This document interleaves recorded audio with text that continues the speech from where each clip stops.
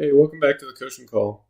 First question up for this week is about assistance lifts and how to make those substitutions in your training. So let's say that you sent in a video and you get an analysis, and I make some recommendations for some specific exercises that I'd like to see you do and some specific substitutions that you need to make.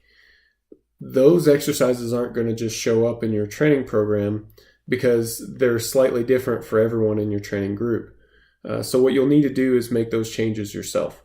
So if I recommend something like incline bench, you may want to sub out, an equivalent exercise in your program. If we're talking about assistance work, you may want to take out something like the 2-count pause bench or something like that and swap in something else in its place. You can keep the same set and rep protocols.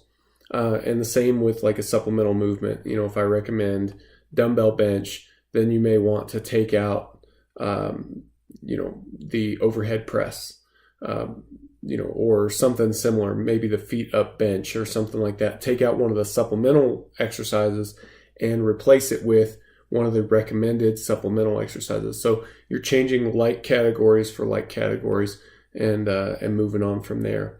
So that's generally how I would recommend that you make those substitutions. Part two of this question is, for example, if an assistance lift is floor press, would I do that with an incline?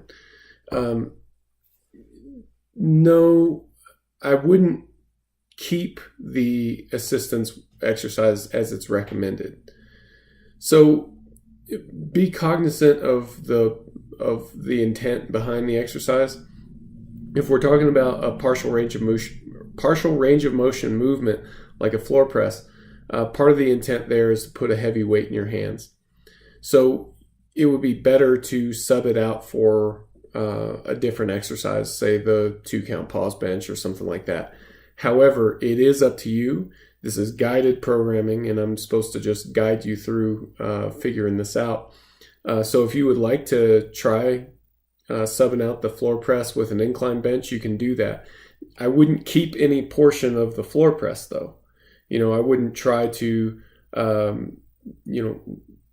create a, maybe floor press is a bad example. Let's take a pin press instead. I wouldn't try to do like an incline pin press. I would just remove the old pin press and do a incline press instead. So it's a 1-for-1 substitution. You don't need to keep any portion of the old exercise or anything like that. And you do the same set and rep protocols as what's originally recommended.